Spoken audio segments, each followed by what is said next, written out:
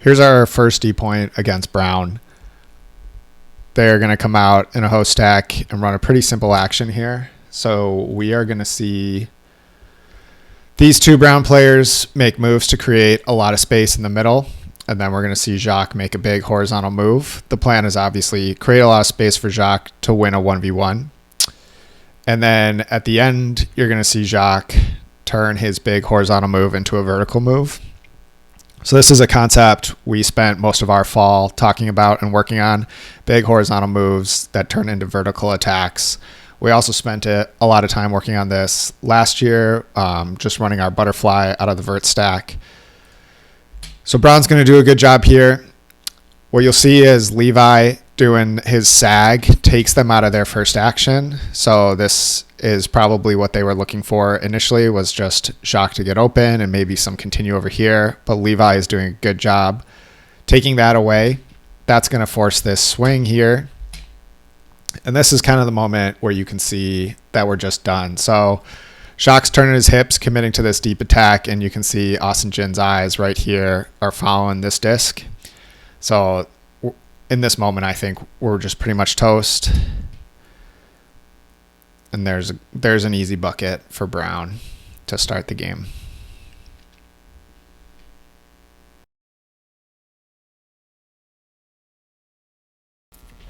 All right, D point number 2 against Brown.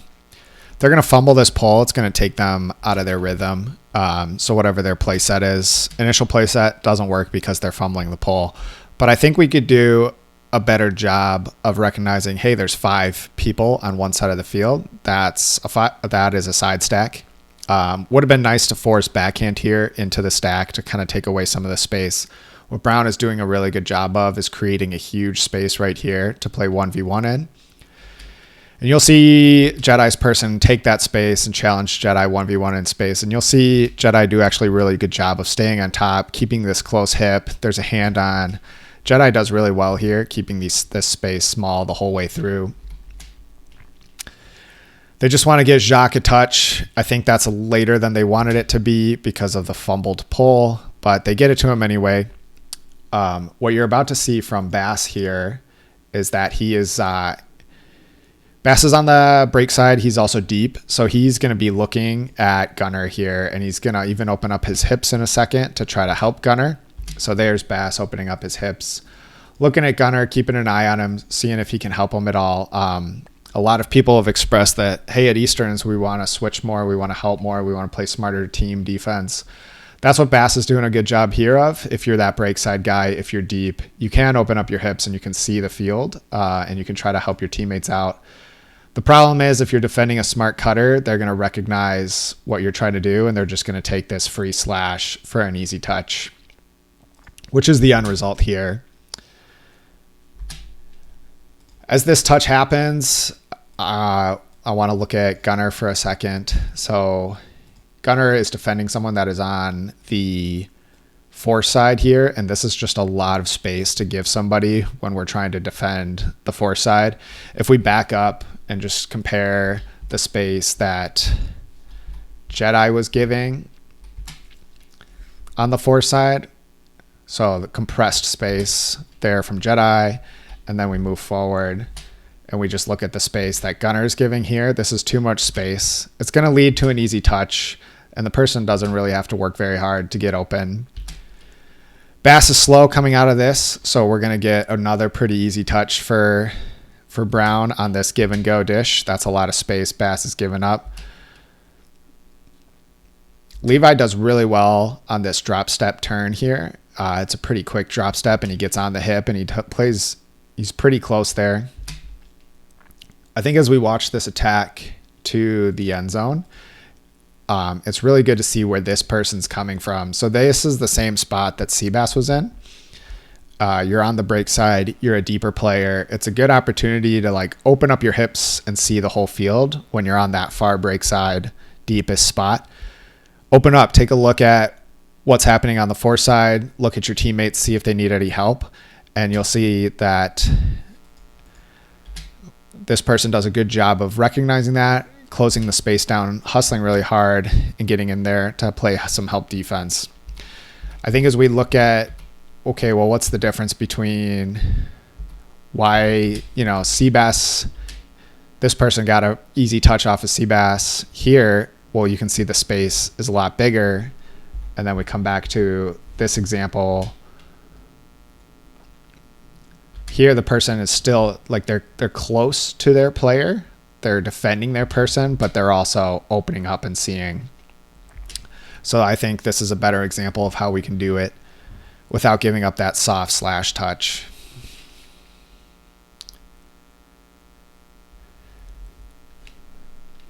Brown's going to throw a zone at us. We're going to try to attack it with 4 handlers. So we're going to have Levi, Bass, AG, and Gunner handling.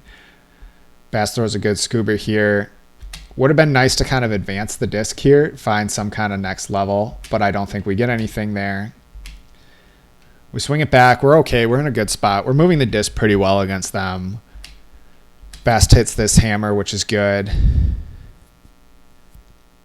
Again, this would be another opportunity where it's like, it would be nice to kind of, can we find a way to like hit through this level? Could we have thrown a Huck to Jedi here? Could this cutter, I think this is AK here in this space. Could this cutter just sit in this space, just sit in this hole, stop moving, and let Gunner find you? But we aren't able to like punch the disc through, so we swing it.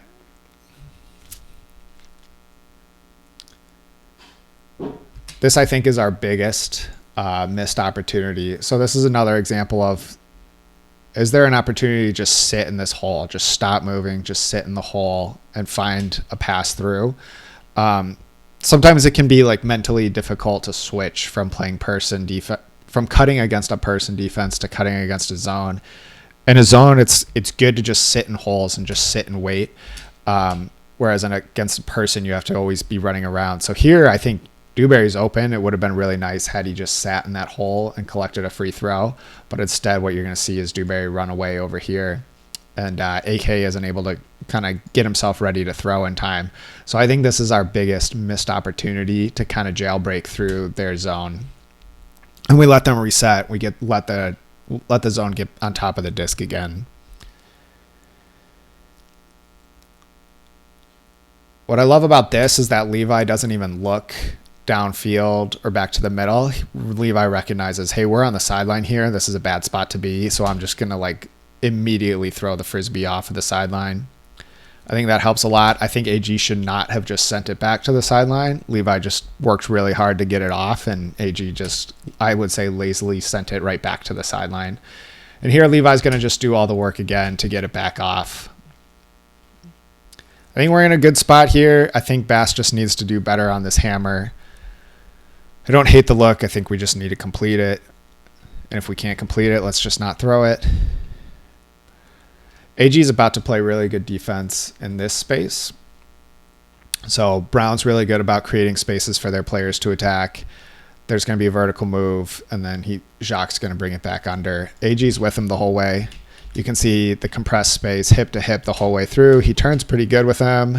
He's hip to hip on the catch.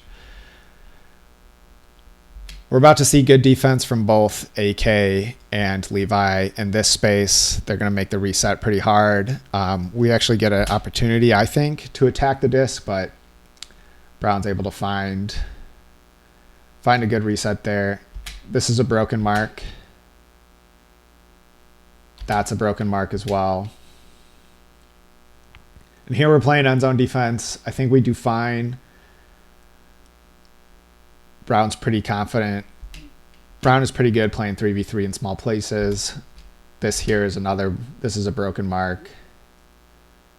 And then here we just get dishied to death for the goal.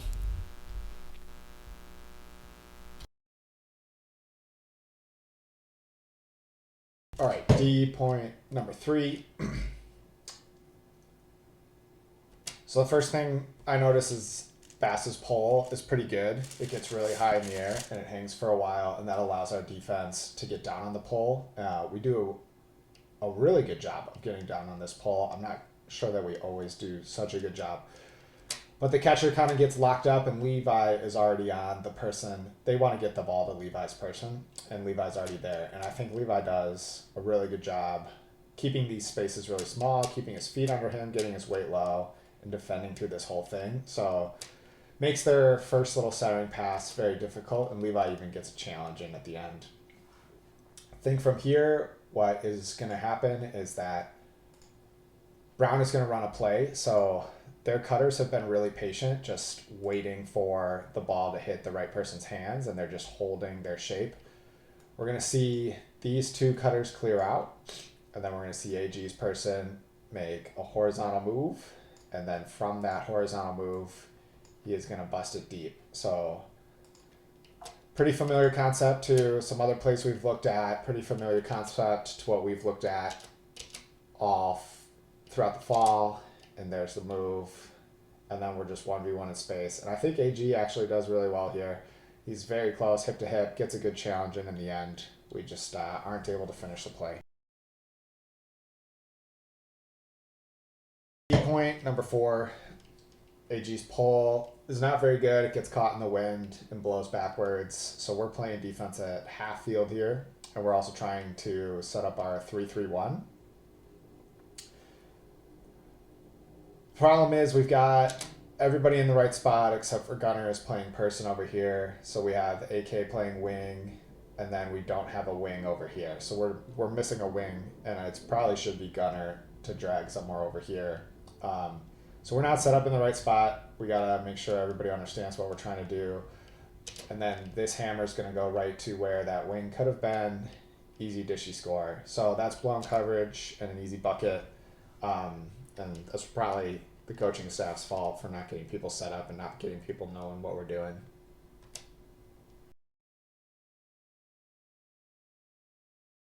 Number 5 against Brown. This time AG gets a much better pull, sends them to the corner. Levi's doing just a great job hauling down on the pull. He's right there on the centering pass. As soon as they catch it, he's on a hip. That's really good. AG's person is about to make just a horizontal move straight across to get the first touch, and I think AG does well. As soon as the touch happens, AG's on a hip, ready to defend. Kenji here is going to be the next person to give up a touch. I think Kenji does really well here, so you can see some crossover stepping there from Kenji. You can see a lot of shuffling. Kenji's doing really well to keep his feet under him. He's doing really well to keep his butt down. You can see a lot of action in his legs. Look at how low Kenji gets on this drop step. He gets real low and turns really good. So here he turns right with the person. We're hip to hip, shoulder to shoulder. And Kenji, I think, even challenges this ball at the end really well. So I would say that's great defense from Kenji. Next, I want to watch Wyatt. So as Wyatt's person steps into the middle of the field, Wyatt just absorbs that contact, gets a touch on, is playing physical here. Wyatt's going to have to make 2 hip changes. So there's the first hip change, and here's the second hip change. Wyatt does really well to keep that space small the whole time, not bite on anything, not lose his balance, and he's close enough to make the thrower uncomfortable. The next thing to watch is Dewberry here on this set, so I'll slow it down because Dewberry's footwork is really good. So he's crossover stepping, crossover stepping, crossover stepping, and his footwork is what allows him to turn with the person. You can see this just aggressive shin angle. KJ's always memeing about shin angles. But Dewberry turns real smooth with this person, gets hip to hip, shoulder to shoulder. And I think that's really good D. His person's going to get a touch, but I would say this is very well covered out of Dewberry. I think we're doing really well at this point. I think we're totally fine. We're competing really well in the spaces. They're going to find one more swing. And here's the killer moment. So Levi's guy is going to make a horizontal move. And then out of that horizontal move, Levi's person is going to attack the end zone. So hopefully that's a familiar concept. We've seen it in the pick game. We've seen it in this game a few times. Horizontal moves being turned into vertical attacks. So here we go. Little jump. Let's rewind that. Let's watch it in slow mo. I think the Brown player kind of does a nice little chop step turn. They find space towards the end zone. Dangerous ball. And it gets dropped. And I don't know what happens with the rest of the point because it's cut off. But I thought there's a lot of good things in this clip.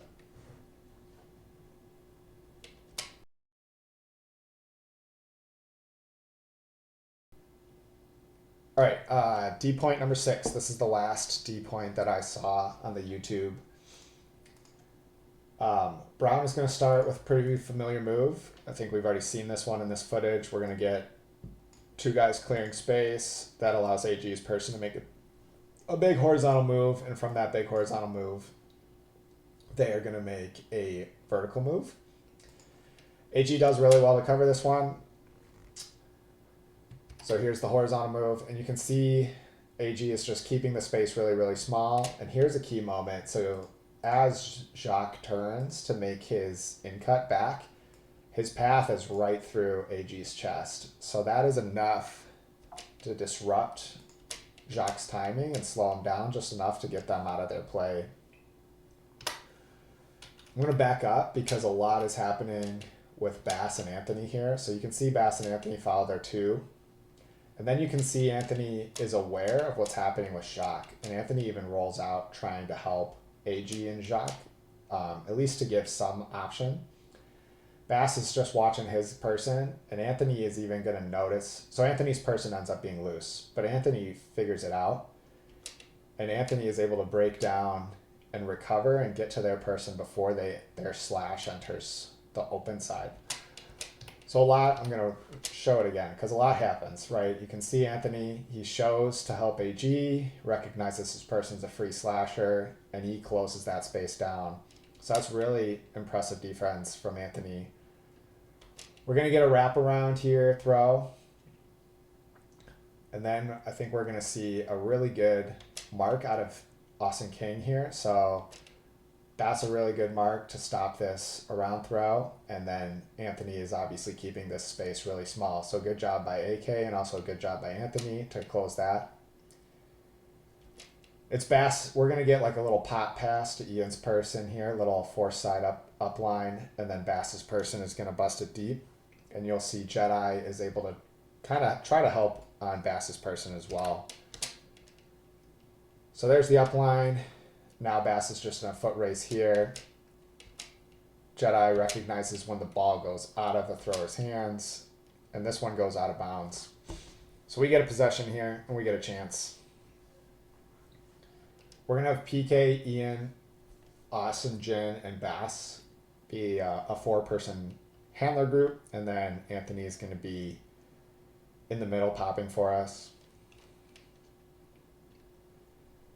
So our first throw is an upside down one. It's hard to see what's happening, but an upside down throw gets to PK, and then PK is going to quickly move it to Austin Jin here. I think this is all good. I think, so AG is about to play to AK and then try to make a give and go. I think in general, this is not a good idea. I think zones want the disc on the sideline. They want to throw traps. So to just throw it straight to the sideline, to just throw it into a trap, doesn't make a whole lot of sense.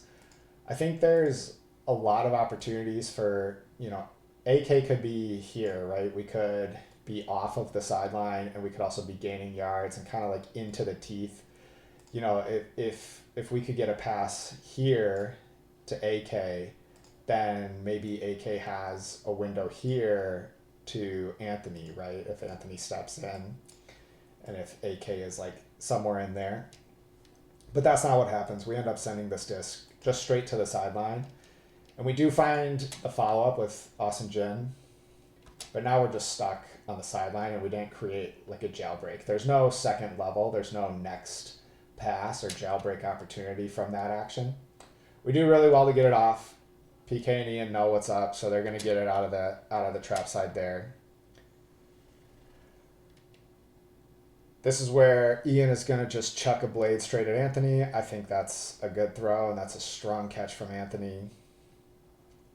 I think the same exact thing is going to happen here. Ian's just going to chuck another blade at Anthony. Another strong catch from Anthony. So we got all the way down there. They're walling up, playing zone in the defensive set. We're doing a good job here being patient. We're moving it around. This is a really good throw from Austin Jin back to PK. This is good give and go action. Bass looks off the Austin Jin through because the defender crashes. And then everyone just stops moving. So no one's moving for Bass, no one's giving him something, and he just ends up throwing a turnover. Our fast break defense here, unfortunately, is pretty bad. So I think this person here maybe is going to just go completely unguarded. Jedi is going to come to the... Whoops. Jedi over here is going to come straight at the Frisbee like this. And they are going to get... Their end result is there's going to be just a free brown person standing all alone right there. So we can see that play out. So this person gets loose. Nobody picked him up. That's going to hurt us right about now. Here you can see Anthony's eyes are on the disc. And he doesn't really know what's going on with his person. So his person's about to get under him here this way and then make an upline move this way.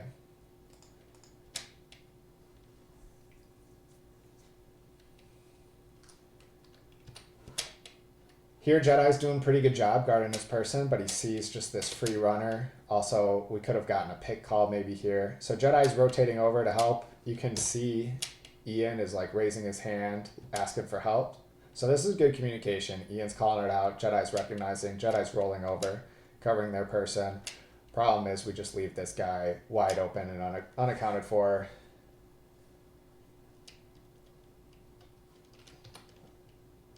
And hammer for the goal.